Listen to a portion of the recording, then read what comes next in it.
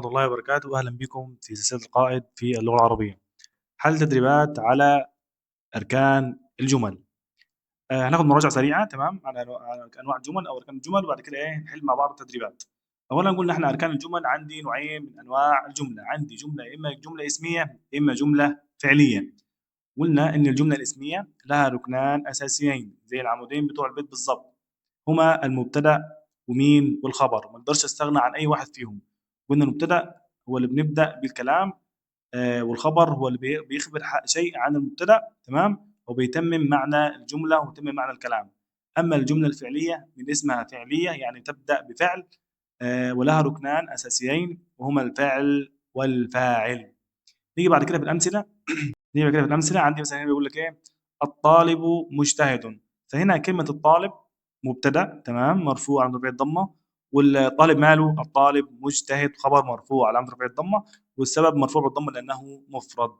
المثال اللي بعده الطالبات مجتهدات. فين الكلمه اللي احنا بدأنا بها الكلام؟ كلمه الطالبات. يبقى الطالبات هي المبتدا. الطالبات مالهم مجتهدات، يبقى الخبر الكلمة الثانية اللي هي مجتهدات، خبر أيضا مرفوع علامة رفعه الضمة لأنه جمع مؤنث سالم، مؤنث سالم. اعذروني بقى على الخط عشان خاطر يعني أنا قد ما أقدر أنا بحاول أكتب بإيدي بس تمام.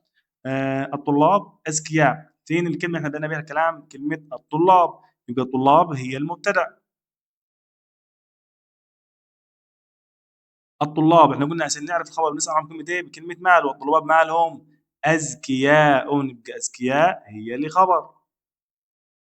طبعا برضو خبر، إعراب الخبر خبر مرفوع علامة رفعه الضمة لأنه جمع تكسير. تمام. الطالبان مجتهدان. هنا أين الكلمة احنا بدنا بها الكلام؟ كلمة الطالبان. يبقى الطالبان مبتدأ. الطالبان مالهم مجتهدان خبر. إعراب الخبر إيه؟ هنا تبقى خبر مرفوع وعلامة رفعه الألف لأنه مثنى. يبقى خبر مرفوع وعلامة رفعه من الألف لأنه مثنى، وسبب لأنه مثنى. الطالبان مجتهدان أيضا. الطالبتان بدنا فيها كلام مبتدأ، ما لهم مجتهدان خبر برضه مرفوع وعلامة رفعه الألف لأنه مثنى. المعلمون بارعون. فين الكلمة اللي احنا بدأنا بها الكلام؟ المعلمون. يبقى المعلمون هي المبتدأ. ما لهم المعلمون بارعون خبر. طبعا الخبر ده خبر ماله إعراب خبر مرفوع بالواو وعلامة رفعه الواو لأنه جمع مذكر سالم. تمام. نيجي بعد كده للمثال اللي بعده. أكمل بأركان الجملة الفعلية. احنا قلنا الجملة الفعلية لها ركنان أساسيين وهما الفاعل والفاعل. هنا بيقول لي طلع لي أركان الجملة الفعلية واعرب الفاعل والسبب بتاعه. أولا زرع الفلاح الحقل. ونمسك أول كلمة دي فاعل صح؟ زرع فعل ماضي مبني على الفتح.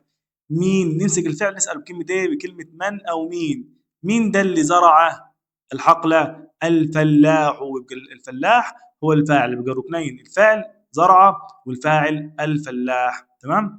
اعراب الفاعل هنا الفلاح اعرابه فاعل قلنا دايما مرفوع وعلامه رفعه الضمه، فاعل مرفوع وعلامه رفعه الضمه لما يكون مفرد. زرعت الفلاحه الحقل. نفس الكلام زرعت ده فعل ماضي. مين اللي زرعت؟ نسال الفعل برضه مين اللي زرعت؟ الفلاحه فاعل. يبقى عندي ركنين اساسيين من هما الفعل الاول زرعت والفاعل اللي هو مين؟ الفلاحه. ايه اعراب الفاعل؟ الفلاح اعرابها ايه؟ ايضا فاعل مرفوع علامه رفعه الضمه برضه لانه مفرد. زرع الفلاحون الحقل. فين الركن الاول من اركان الجمله الفعليه اللي هو الفاعل؟ زرع فعل ماضي مبني على الفتح. فين الركن الثاني اللي هو الفاعل؟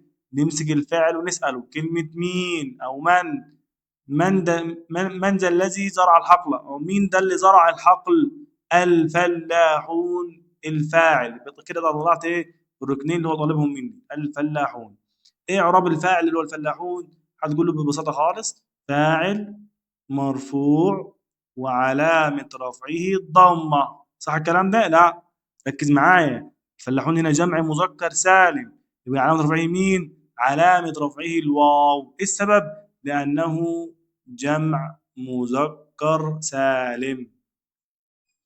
بعد كده بيقول لك ايه؟ زرع الفلاحان الحقل.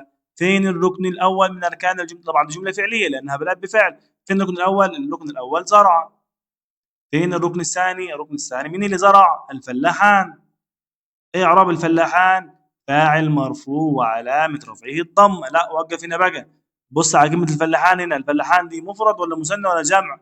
مثنى، يبقى فاعل مرفوع وعلامه رفعه الالف. إيه السبب؟ لانه مثنى. يبقى لما يكون مفرد الفاعل يرفع بالضمه، لما يكون جمع مذكر سالم بالواو، لما يكون مثنى يرفع وعلامه رفعه الالف. تمام؟